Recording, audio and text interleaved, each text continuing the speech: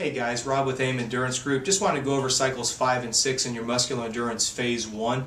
You'll notice on your spreadsheet there, the first thing it talks about is posterior deltoid on a single leg. What that's going to look like is, I wanted to show you that we can use individual weights as well as individual hand dumbbells, okay? The idea here is on the posterior delt, you have to use a relatively light weight or you'll hurt your shoulders. And what you want to think about is you just want to bring that weight straight out to the side, bring them back down directly underneath you. Okay. The reason why we have you standing on one leg is so that you can engage your hip flexors, hamstrings at the same time, as well as abdominals and lower back. Okay. All of our exercises that we do are what we call functionally integrated, so that we're using more than one muscle group, because in exercise that's the reality of it. Okay. That's posterior delt. The thing I want you to remember is we don't want you throwing the weight up and down. You want to be moving the weight slowly.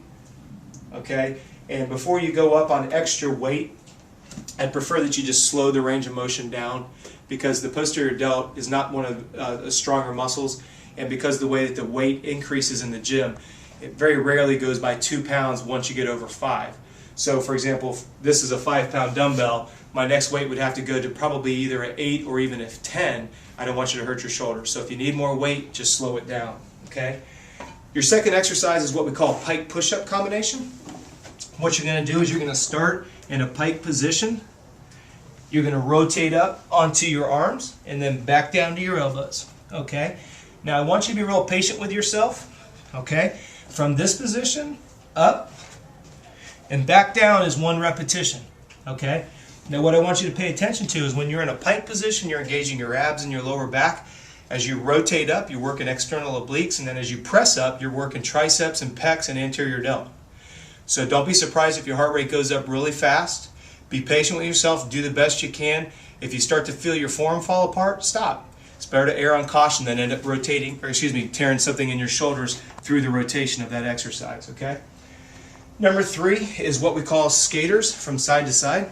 Just a couple things I want you to really focus on. When you start in a position and you come down, I want you to keep that bottom foot flat, okay? I want you to notice that I'm leaning over my leg. I'm not leaning forward, I'm leaning directly over it, and I'm going to just push straight up and then just drop straight back down. Now the reason why we want a little bit of a float in there is it puts a little bit more load on the tissue as it stops my fall.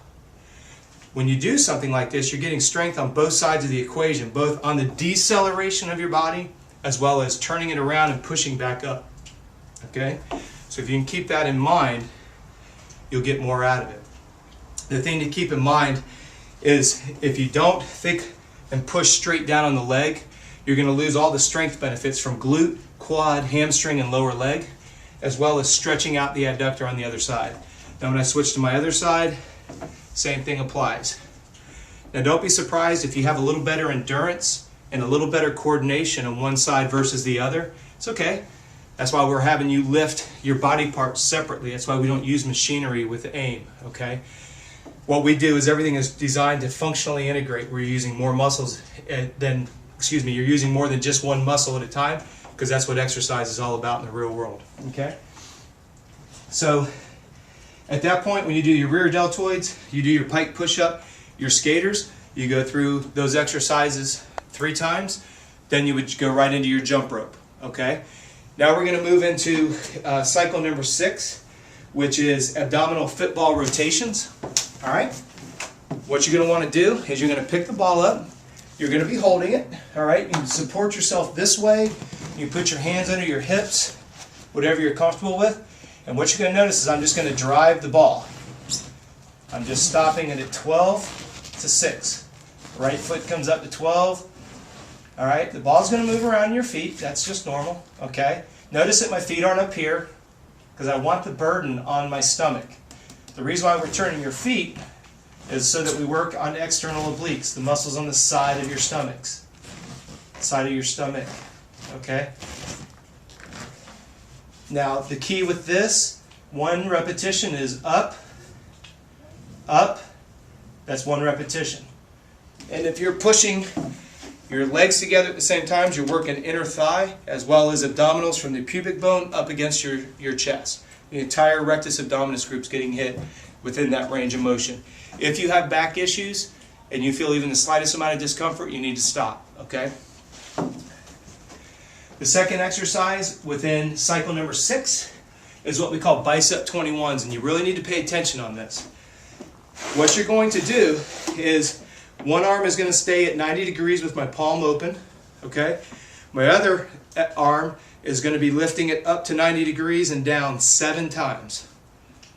All right, once this left arm gets to 7, I stop, and then I start pumping the right arm.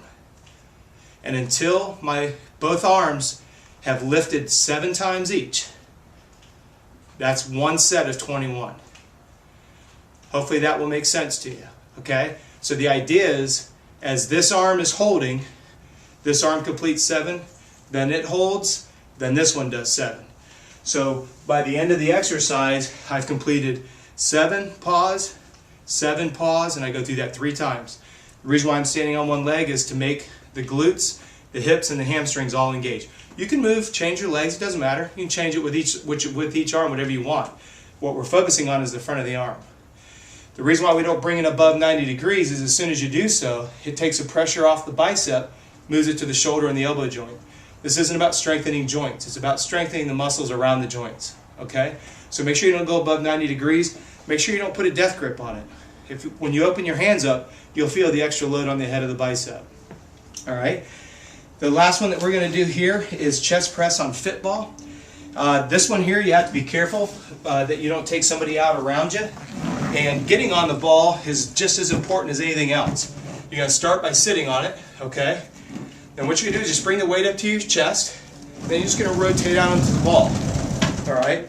Then once you get the ball in between your shoulder blades, what I want you to do is I want you to tighten up your abdominal so you have a nice plank position. Now your stomach's engaged, my hamstrings are engaged, the back of my legs.